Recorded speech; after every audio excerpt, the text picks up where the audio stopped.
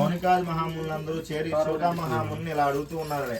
అయ్యా సూత మహాముని, మాకు ఎన్నో పురాణ విశ్లేషణలన్నీ చెప్పావు, కానీ మాకు శివ సాహిత్యాన్ని, ఆయుష్యమును, శివుని యొక్క అనుగ్రహమును పరిపూర్ణముగా పొందుటకు ఏదైనా వ్రతము గాని, పూజ గాని, జపం గాని ఏదైనా ఉన్నచో చెప్పండి అని పరమశివుణ్ణి అడిగారట.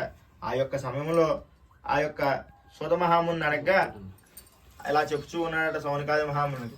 పరమశివుడు, కైలాసవాసి అయినటువంటి పరమశివుడు ఒకానొక సమయమున ఒక శుభదినమున బ్రహ్మాది నారదాది గణములు, తుంబురాది ఋషులు, అష్టదిక్పాలకులు, ఇంద్రాది దేవతలు, రంభాది అప్సరసులు అందరూ మొదలగురు వారంత దేవతలు కూడా కూడి ఉన్న సభలో ఆహ్లాదకరం సమయంలో శివుడు రంభాది అప్సరసులతో నాట్యం చేస్తూ ఉన్నాడట.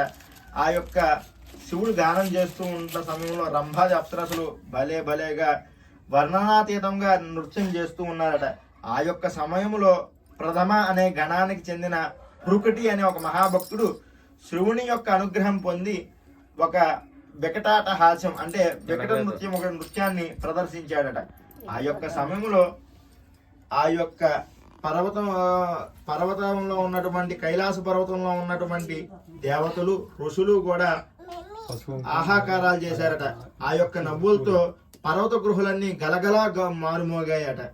ఆ మారుమోగిన సమయంలో దేవతలందరూ కూడా ఆ భృకుటి అనే మహాభక్తుణ్ణి పరిపరివిధములుగా మెచ్చుకున్నారట. ఆ యొక్క సమయంలో పరమశివుడు ఇలా అన్నాడట ప్రేమతో, అయ్యా భృకుటి, నీలాంటి వాడు మా మనసే రంజింప చేయగలిగాడంటే నువ్వు ఎంత తపో సంపన్నుడు.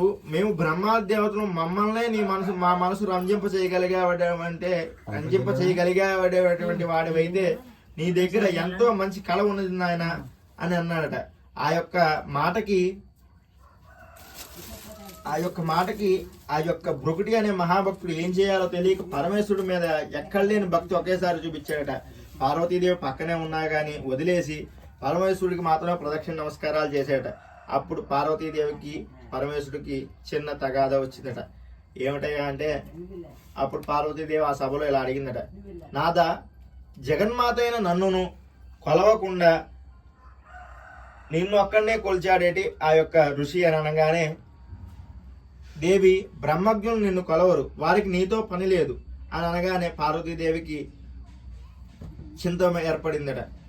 ఏమిటి, నీలో అర్ధాంగిని, నీలో అర్ధభాగం నాకు లేనందు నీ యొక్క అర్ధభాగంలో భాగాన్ని అనగా భార్యను, ధర్మపత్నిని, నాకు ఆ యొక్క అధికారం లేదా అని గట్టిగా విమర్శించిందట భర్తను. ఆ యొక్క సమయంలో పార్వతీదేవిని బ్రహ్మజ్ఞులు నిన్ను కొలవరు అని చిన్న పరిహాసం చేస్తూ పరమశివుడు మాట్లాడగానే పార్వతీదేవి కోపం వచ్చి భూలోకానికి వెళ్ళిపోయిందట. భూలోకంలో గౌతమ మహర్షి ఆశ్రమానికి వెళ్ళిందట. ఆ యొక్క గౌతమ మహర్షి ఆశ్రమంలో గౌతమ మహర్షి ఏమో లేరట.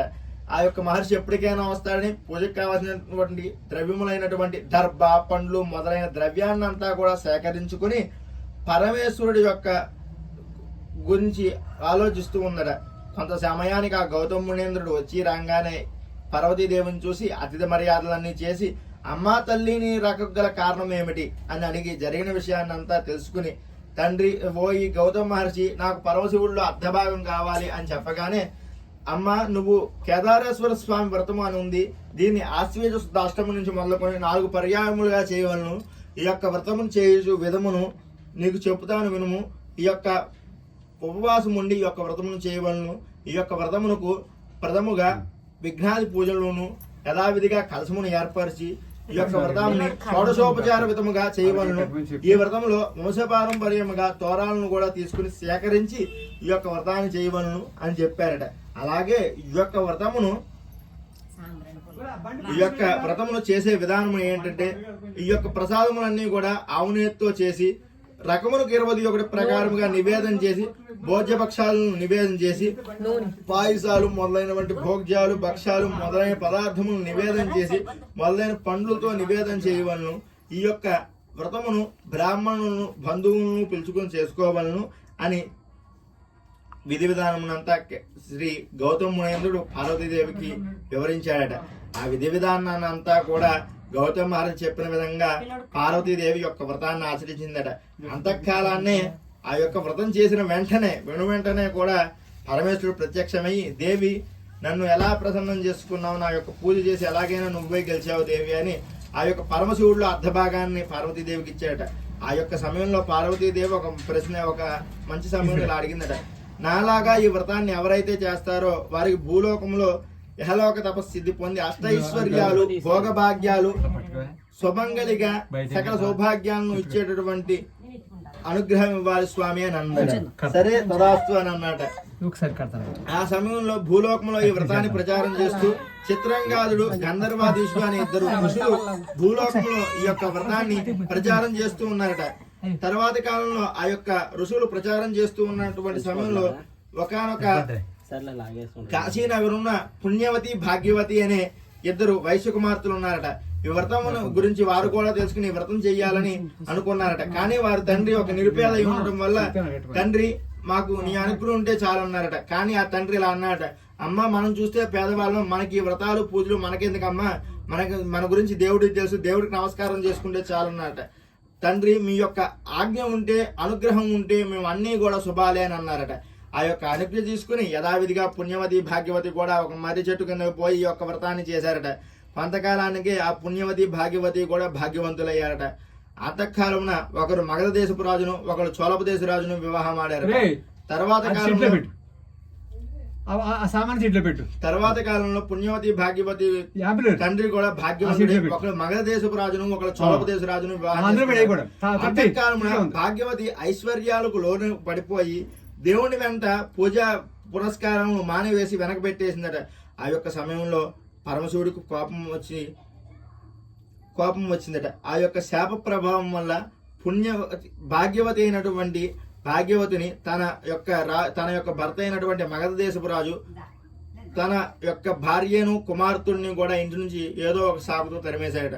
ఆ సమయంలో అలా పోతూ ఒక అడవిలో ఒక బోయవాడి ఇంట విశ్రాంతి తీసుకుంటూ, నీ పెద్దమ్మ అయినటువంటి పుణ్యవతి దగ్గరికి వెళ్ళిరా నాయన, జరిగిన విషయం అంతా చెప్పు అని తన కుమారుడైనటువంటి భాగ్యవతి తన కుమారుడికి చెప్పి పంపిస్తున్నాడు పుణ్యవతి దగ్గరికి.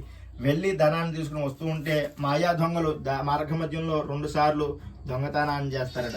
ఇలా 2 సార్లు జరిగిందట. ఈ క్రమంలో 2 సార్లు జరిగిన క్రమంలో ఆకాశవాణి ద్వారా మార్గం మాటలో ఇలా వినపడినాయట, అయ్యా నా పూజ చేయని వారికి నా ధనం తాకే అర్హత లేదు అనే మాటలు ఆకాశవాణి ద్వారా వినపడ్డాయట.